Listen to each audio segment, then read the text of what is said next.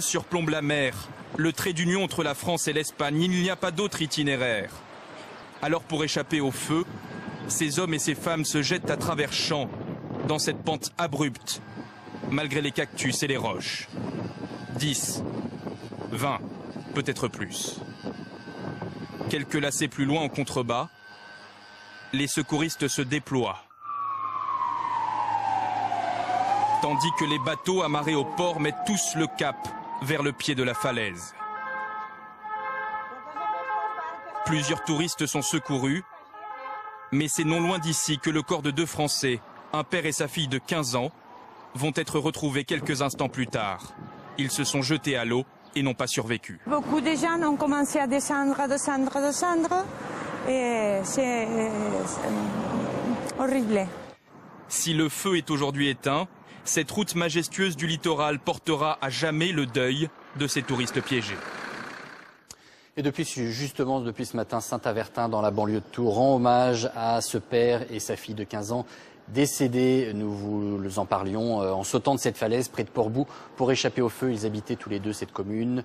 Et vous le voyez, les drapeaux restent en berne aujourd'hui. Je vous le disais dans les titres, 300 pompiers français épaulent désormais les soldats du feu espagnol. Un combat de tous les instants qui commence à porter ses fruits. 3 jours après avoir éclaté, le gigantesque incendie ravage toujours cette région du nord-est de la Catalogne. Nicolas Bertrand avec Isabelle de Lyon et Olivier Combes. Plus de flammes, mais toujours cette épaisse et âcre fumée grise. Sur des kilomètres carrés, tout est plongé dans ce brouillard irrespirable. Ce matin, 25 avions et hélicoptères continuent d'arroser abondamment la zone. Ils se ravitaillent dans les lacs des environs pour éviter toute reprise du feu. Toute la nuit, les pompiers ont continué leur combat mètre par mètre. Et pour la première fois, les nouvelles qui arrivaient au quartier général sont positives.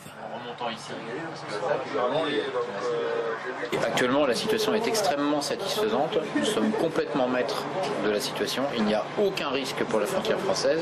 Aujourd'hui, les conditions climatiques restent favorables, baisse des températures, absence de vent et hausse de l'humidité. Selon les pompiers espagnols, c'est bien un mégot de cigarettes jeté par un automobiliste dans les environs du Pertus qui est à l'origine du sinistre. 14 000 hectares dévastés à cause d'un inconscient. Le gouvernement catalan travaille sur une réforme du code pénal pour punir de manière plus agressive ces conduites imprudentes qui ont des conséquences dévastatrices à la fois en pertes humaines et pour l'environnement.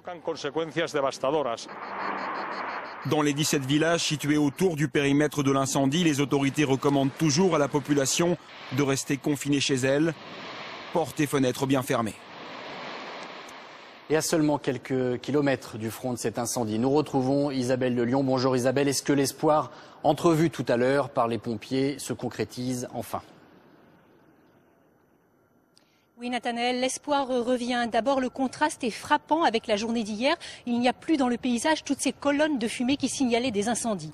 Des foyers actifs sont encore en cours. Nous en avons vu un tout à l'heure en zone de montagne, immédiatement pris en charge donc par 4 Canadair, 2 bombardiers d'eau. Donc les pompiers déploient d'énormes moyens dès qu'il y a un nouveau départ de feu. Et en même temps, ils ne peuvent pas déclarer l'incendie maîtrisé, tout simplement parce que cet incendie est gigantesque, disent-ils, hors norme. Il fait 21 km de large, 21 km de long, 10 de large. Et comme le vent qui est calme pour l'instant pourrait de nouveau tourner, se réactiver cet après-midi, eh bien la plus grande vigilance reste de mise.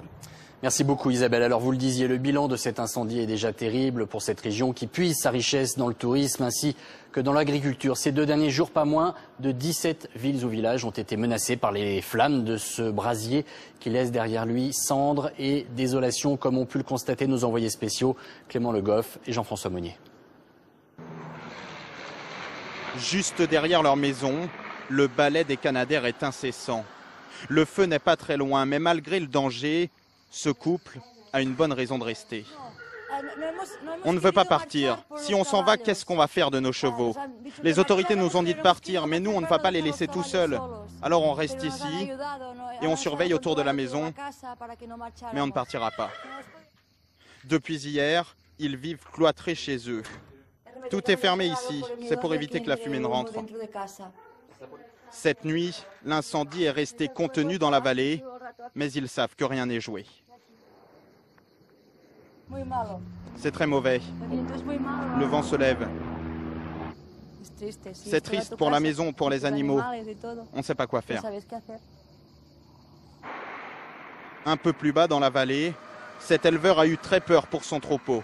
Bloqué dans son exploitation avec ses bêtes, il a cru tout perdre. Les brebis sont restées 2 jours sans boire et sans manger. Parce que je ne pouvais pas sortir, trop de fumée, je ne pouvais pas aller à la citerne. C'était trop étouffant. D'autres ont déserté le quartier. Plus personne pour éteindre l'alarme incendie de ce restaurant. Dans la région à l'ouest de Figueras, les habitants observent impuissants les va-et-vient des Canadair et des bombardiers d'eau à seulement quelques centaines de mètres d'ici. Les incendies ne progressent plus, mais ils restent hors de contrôle.